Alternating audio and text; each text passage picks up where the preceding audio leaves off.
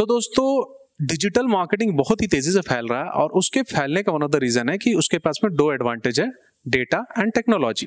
Now data कैसे उपयोग में आता है उसके बारे में पूरा वीडियो है, मैं आपको बताऊंगा। आपका बिजनेस आप अगर नया चालू कर रहे हो तो वहां पे भी कैसे डेटा का यूज कर सकते हो, वो अलग अलग चीजें हम लोग वीडियो में आपको बताएंगे।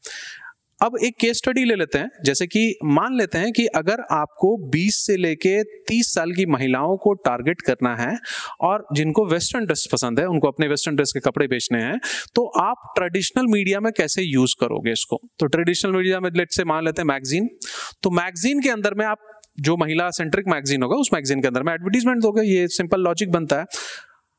पर अगर मान लेते हैं कि उस मैगजीन का सर्कुलेशन 10 लाख लोगों तक है और वो बोल रहा है कि आपके एक ऐड लेने के लिए हम 10 लाख रुपए लेंगे आपसे, हो सकता है कम ज्यादा हो, बट एक फॉर द एग्जांपल हम लोग उसको मान लेते हैं, तो इसका मतलब कि पर यूजर के हिसाब से उसने आपको चार्ज किया 10 लाख। लेकिन क्या उस मैगजीन को पढ़ने वाली हर महिला आपकी टारगेटेड ऑडियंस है? आंसर नहीं। वहां पे ऐसी भी महिलाएं जो 20 साल से लेके कम उम्र वाली हों, ऐसी भी महिलाएं होंगी जो 30 साल से ऊपर वाली हों, ऐसी भी महिलाएं होंगी जिनको शायद वेस्टर्न ना पसंद हो। तो हर तरह के ऑडियंस है, उस पूरे ऑडियंस में एक सबसेट आपका जो आपकी ऑडियंस हो सकती है। पर यही एडवांटेज डिजिटल मार्केटिंग में है कि आपको अगर एड दिखाना है तो आप सिर्फ 20 से लेकर 30 साल की महिलाओं को ही एड दिखा सकते हो जिनका इंटरेस्ट वेस्टर्न ड्रेस है। उससे आगे उससे ज्यादा आपको नहीं दिखाओगे। तो आप देख रहे हो ना कि आप सिर्फ उसके लिए पे कर रहे हो जो आपका टारगेटेड ऑडियंस है डिजिटल मार्केटिंग में, और ये डेटा और टेक्नोलॉजी से पॉसिबल है। अब हम लोग इसको थोड़ा सा और फर्दर हम लोग थोड़ा सा और इसको करते हैं और हम लोग समझते हैं किस किस टाइप के डेटा होते हैं और कैसे आप लोग यूज कर सकते हो। तो हम लोग बोर्ड पे आते हैं। सो पहला जो टाइप ऑफ डेटा होता है जो मैंने आपको बताया अभी थोड़ा देर पहले एग्जांपल दी, वो होता है एड्स टारगेटिंग डेटा, यानी कि एड्स के प्लेटफॉर्म, यानी कि कहीं से भी आप जैसे एड्स रन करते हो, यानी कि अगर कहीं भी एड दिखाना है, यूट्यूब में दिखाना है, गूगल में दिखाना है, फेसबुक में दिखाना है, इंस्टाग्राम में दिखाना, तो एक एड का प्लेटफॉर्म उस कंपनी का होता है। जैसे मेटा एड्स जो होता है ये आपका इंस्टाग्राम और फेसबुक का होता है। तो ये आपको अपने डेटा का एक्सेस देगा कि भाई इस व्यक्ति का उम्र इतना है और वहां से आपका इंटरेस्ट इतना, उसके बेसिस पे आप टारगेटिंग कर सकते हैं, उनको कर सकते हो। और दूसरा है गूगल एड्स। गूगल एड्स का भी ऐसे प्लेटफॉर्म जो यूट्यूब और गूगल एड्स और दूसरे ब्लॉग वगैरह में भी आप ऐड देखते होंगे, वो आपका चलता सर्च इंजन के अंदर में। अब किस तरह के डेटा आपको ये प्रोवाइड करते हैं, मोटा मोटी मैं अगर बात करूं तो डेमोग्राफिक डेटा होता है। डेमोग्राफिक का मतलब होता है कि एज कितना है, जेंडर मेल है कि फीमेल है ना, किस लोकेशन से है, ये सारी की सारी बातें होती है। दूसरा होता है इंटरेस्ट डेटा, यानी कि उनका इंटरेस्ट क्या है। जैसे कि मान लेते हैं कि अगर किसी व्यक्ति को मोबाइल बेचना है, आपका कोई मोबाइल का कंपनी है और मोबाइल आप बेचते, ई कॉमर्स आपका शॉप है, तो जो टेक्नोलॉजी में ज्यादा लोग हैं तो शायद उनको टारगेट करना अच्छा होगा। या मान लेते हैं कि जो आपका जैसे कि आपका वैलेंटाइन डे आ रहा है, राइट, वैलेंटाइन डे में एक दैट एक ऐसे आदमी को टारगेट करना बहुत अच्छा होगा जो शायद दैट अपने शादीशुदा हो, जिसकी शादी अभी न्यूली हो, तो उन सब लोगों को भी आप टारगेट कर सकते हो। उन सब के भी ऑप्शन ये प्लेटफॉर्म आपको प्रोवाइड करते हैं। इसके बाद में आता है कीवर्ड डेटा, यानी कि कीवर्ड्स के हिसाब से कितने लोगों ने सर्च कर रहे हैं कीवर्ड को, क्या कर रहे हैं, ये गूगल सर्च करता है। यानी कि गूगल सर्च के अंदर में let's say buy Valentine gift, right, buy Valentine day gift और बाय मोबाइल, इसके ऊपर में कोई सर्च करता है तो गूगल के एड्स को आप ट्रिगर कर सकते हो और वो डेटा कि कितने लोग उसके बारे में सर्च कर रहे हैं, क्या उसके बारे में बिडिंग सिस्टम है, वो सारी की सारी चीजें आपको ये इन्फॉर्मेशन देता है, जिसके बेसिस पे आप एक डिसीजन ले सकते हो कि किन लोगों को टारगेट करना है। बेसिकली आप छटनी करते हो पूरा का पूरा जितना होल मास में से कि यही आपका टारगेट ऑडियंस और इनके ऊपर में ही आपको ऐड चलाना, वो सारे ऑप्शन आपको यहाँ पे मिल जाते हैं। इसके अलावा गूगल और मेटा के अलावा और भी बहुत सारे प्लेटफॉर्म है, जैसे कि ट्विटर ऐड हो गए, लिंक्डइन ऐड हो गए, स्नैपचैट के ऐड हो गए, कोरा के ऐड हो गए। इस तरह के सारे प्लेटफॉर्म के अंदर में ऐसे ही एक डेटा का एक्सेस होता है। बेसिकली ये आपको बेचते ही यही है कि आप एडवर्टीजमेंट एकदम सुपर टारगेटेड ऑडियंस को कर सको ताकि आप भी कमाओ, वो भी कमाए, उस चक्कर में ये सारी की सारी चीजें करते हैं। इसीलिए इतना डेटा कलेक्शन और ऑल दोस थिंग होता है, राइट। ये हो गया फर्स्ट टाइप ऑफ डेटा। अब सेकंड टाइप ऑफ डेटा क्या होता है, इसको नेटिव डेटा हम लोग बोलते हैं। अब नेटिव डेटा का मतलब क्या होता है, जो आपकी वेबसाइट में सारी मार्केटिंग एक्टिविटी करते हैं उससे जनरेट होती है। ट्रैफिक एक टर्म है, मतलब कि आपके वेबसाइट के अंदर में यूजर जो आते हैं, जो नंबर ऑफ यूजर होते हैं उसको ट्रैफिक बोलते हैं। और इसी पे ये इसका डिवीजन होता है। क्या क्या डिवीजन होता है, एक होता है डायरेक्ट ट्रैफिक, ठीक है, यानी कि डायरेक्टली आपकी वेबसाइट का नाम टाइप करके कितने लोग आए। ये जब ज्यादा लोग आते हैं तो हम लोग समझते हैं कि हमारी ब्रांडिंग अच्छा, क्योंकि तब जब आपका नाम जानेंगे तभी तो लोग टाइप करेंगे, राइट। दूसरा होता है रेफरल ट्रैफिक, यानी कि किसी और वेबसाइट में किसी और जगह पे जो सोशल मीडिया ना हो ऑफ कोर्स, वैसी जगह पे आपकी वेबसाइट का मेंशन है। लेट्स से मान लेते हैं कि xyz.com के अंदर में एक आर्टिकल लिखा है जिसमें आपकी वेबसाइट का मेंशन है, तो वहां से जो लोग क्लिक करके आपके वेबसाइट में आएंगे उसको बोलते हैं रेफरल ट्रैफिक बोलते हैं। तो अगर कोई आदमी ऐसा हो जिसकी वेबसाइट सबको बहुत ज्यादा ट्रैफिक आ रहा और आपको बहुत ज्यादा सेल हो रहा है तो आप उनको और पैसा इन्वेस्ट करोगे और भी टाइम दोगे उसके पास में और भी उनके इसमें इन्वेस्टमेंट ज्यादा होगा ताकि आपकी सेल बढ़ जाए क्योंकि वहां से आपको सेल आ रहा है। तो ये आपका इन्फॉर्मेशन हो जाता है। तीसरा होता है ऑर्गेनिक।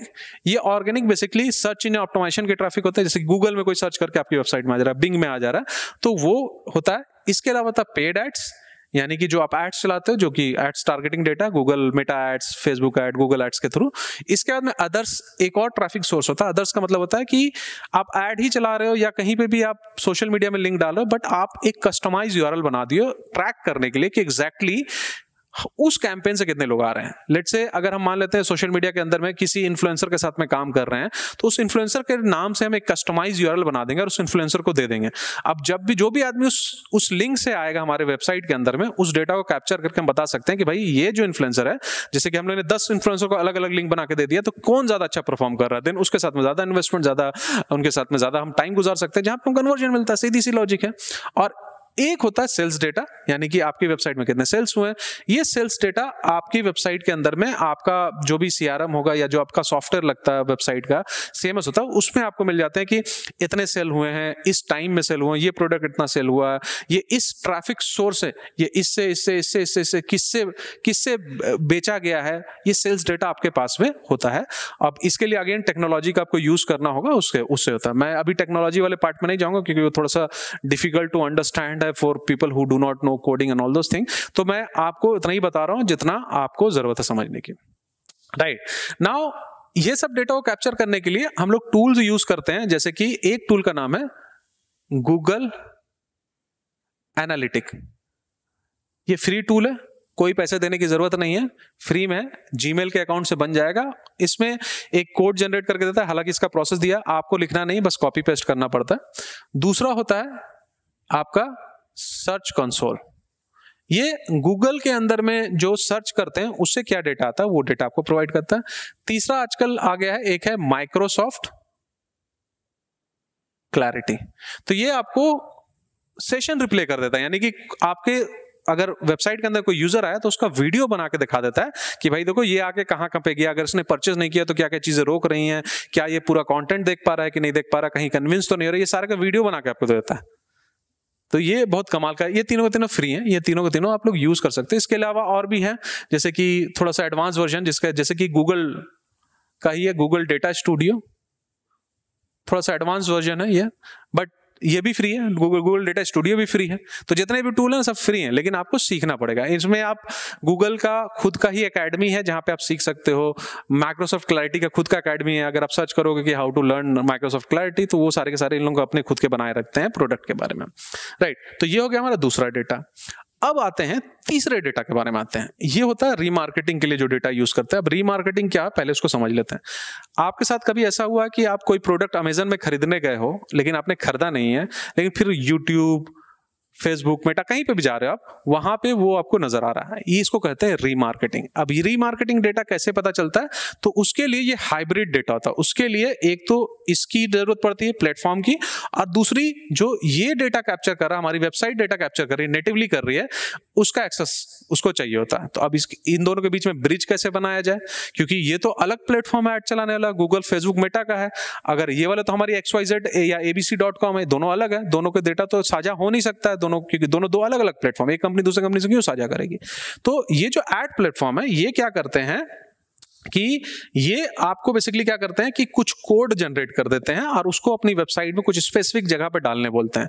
तो जैसे ही आप इनके द्वारा जनरेट किया हुआ जो डेटा को, अपने कोड को यहाँ पे डालोगे, याद रखिए आपको लिखना नहीं होता, आपको कोडिंग नहीं करना होता, ये जनरेट करके आपको देते हैं। जैसे आप कोड जनरेट करके इस वेबसाइट के अंदर में डाल दोगे तो इसका डेटा अब आपके एड प्लेटफॉर्म से साझा होने लगेगा। यानी अब इसको ये बात पता चल सकता है कि कौन व्यक्ति आपके वेबसाइट में आया है, कौन व्यक्ति नहीं आया है, किस पेज में गया है, उसने खरीदा है कि नहीं खरीदा है, ये सारा डेटा इसको पता चल सकता है और उसके बेसिस पे आप टारगेट कर सकते हैं, रीटारगेट। अब जैसे मेरे से किसी व्यक्ति ने कोई प्रोडक्ट नहीं खरीदा, लेट्स से मैं एक टी शर्ट बेच रहा हूं, उस टी शर्ट को किसी ने नहीं खरीदा, पहली दफा वेबसाइट में आया, वो इंटरेस्टेड तो था, बहुत अच्छा टी शर्ट है, लेकिन जब वो बेसिकली जब टी शर्ट लेने गया तो मे भी उसको ना दाम ज्यादा लग गया। ये टी शर्ट मैं बेच रहा हूँ 699 में बेच रहा हूँ, ठीक है। तो अब हम उसको बेसिकली, वो आदमी की कभी ना कभी तो इंटरेस्टेड था, किसी ना किसी जन्म में तो इंटरेस्टेड था ना हमारी वेबसाइट में जब आया था, राइट। इसका मतलब अगर हम उसके अंदर का जो झिझक है उसको मिटा दें तो हमारा परचेस हो जाएगा। तो हम दूसरा रीमार्केटिंग ऐड सिर्फ उन लोगों को दिखाते हैं जो लोग हमारी वेबसाइट के अंदर में आए हैं बट परचेस नहीं किए। आप इस ऑप्शन को चूज कर सकते हो, people who come to my website but did not purchase anything, सिर्फ उनको दिखाई देगा और किसी को ये ऐड नहीं दिखाई देगा। अगर मैं उनको बोलूं ठीक है 699 में तुमको टी शर्ट महंगा लग रहा है ना, हम 499 में, मेरा ऑफर चल रहा है अभी, एक्सक्लूसिव ऑफर चल रहा है, 10 दिन का ऑफर है, मैं 499 में इस टी शर्ट को बेच रहा हूं। तो चूंकि वो पहले से इंटरेस्टेड थे और वो इस वजह से रुक रहे थे क्योंकि वहां पे उनका बेसिकली प्राइस का एक इशू हो गया था, तो मे बी उनके खरीदने का चांसेस बढ़ जाता है। तो रीमार्केटिंग ऐड हम लोग बेसिकली सामने वाले को डर को मिटा के उसके इंटरेस्ट को डिजायर में चेंज करके परचेस में हम लोग करने के लिए लेके आते हैं। बट वो सिंगल हैंडली काम नहीं होता, उसमें आपको दोनों जो नेटिव डेटा और एड्स टारगेटिंग डेटा, दोनों के दोनों डेटा आपको लगेंगे और वहां से आप टारगेट कर सकते हो। तो अब आप देख रहे हो ना किस तरह से एड्स टारगेटिंग डेटा का आप यूज करते हुए ये समझ सकते हो कि कहां पे आपको मार्केटिंग में इन्वेस्ट करना है, कहां पे नहीं करना। आप स्पेसिफिकली टारगेटेड ऑडियंस को आप टारगेट कर सकते हो। नेटिव डेटा से आपको पता चल रहा है कि कहां पे आप इन्वेस्ट ज्यादा करना, कहां पे नहीं करना। जैसे इन्फ्लुएंसर मार्केटिंग एक मैंने आपको बताया था कि वहां से कैसे ट्रैक करेंगे वो, और रीमार्केटिंग में आपके नंबर ऑफ सेल को बढ़ाया जा सकता है, स्केल किया जा सकता है, वहां पे कर सकते हैं। इसके अलावा और भी बहुत सारे डेटा होते हैं, बट ये 3 टाइप के जो डेटा होते हैं ना, ये सुपर इंपॉर्टेंट है, किसी भी बिजनेसमैन को जानना जरूरी है। और इस पूरे वीडियो को हम लोगों ने इस तरह से बनाया कि अगर आप नए भी हो तो ज्यादा टेक्निकल नहीं गए, बहुत ही कम टेक्निकल जाते हुए आप लोग को समझाने की कोशिश विद द एग्जांपल किया। सो दोस्तों, ये तो बहुत नॉर्मल चीजें डिजिटल मार्केटिंग में, ऐसी बहुत सारी अमेजिंग चीजें, इनका डेटा का यूज करते हुए टारगेट करना, ऐड चलाना, ऐड के अंदर में बहुत सारे creatives and all those thing होते हैं, सर्च इंजन ऑप्टिमाइजेशन के अंदर में चीजें होती हैं, ट्रैफिक जनरेट करना, बहुत सारी चीजें हम लोग अपनी क्लासेस में भी सिखाते हैं। और वो क्लासेस आप ज्वाइन कर सकते हो upskill.com में जाइए, याद रखिएगा UPPSKILL.com, और वहां पे जाइए, वहां पे देखिए कि कौन कौन से कोर्सेस हैं, वहां पे अपना नंबर छोड़िए, हमारी टीम आपसे कांटेक्ट करेगी और उसके बाद में आप उनसे बात कीजिए, समझिए अच्छे से और उसके बाद में मूव अहेड कीजिए। तो आप हमसे बहुत ही अमेजिंग चीजें, ऐसी चीजें सीख सकते हो। और सिर्फ आप नहीं, बहुत सारे ऐसे स्टूडेंट हुए हैं, हजारों ऐसे स्टूडेंट हैं जिन्होंने अपने कैरियर को ग्रोथ किया है। In fact 1% of our entrepreneur student makes more than 100 crore revenue per year. तो आप समझ सकते हो हम लोग किस लेवल का पढ़ा रहे हैं। अगर आपको ये वीडियो अच्छा लगा तो जरूर कमेंट करके हमें बताइए, हमें इससे इंकरेजमेंट मिलता है। हम और भी ऐसी बहुत ही सारे अच्छे अमेजिंग वीडियो आपको बना के लाके दिखाएंगे। और हमारे चैनल को सब्सक्राइब कर लीजिए, बेल आइकन दबा दीजिए ताकि हम लोग कोई भी वीडियो डालें तो वो वीडियो आपको मिले, और हमसे जुड़े रहिए ताकि हम एक दूसरे को अपस्किल करते रहें। आपसे मिलते हैं कभी किसी और वीडियो में। बहुत बहुत शुक्रिया।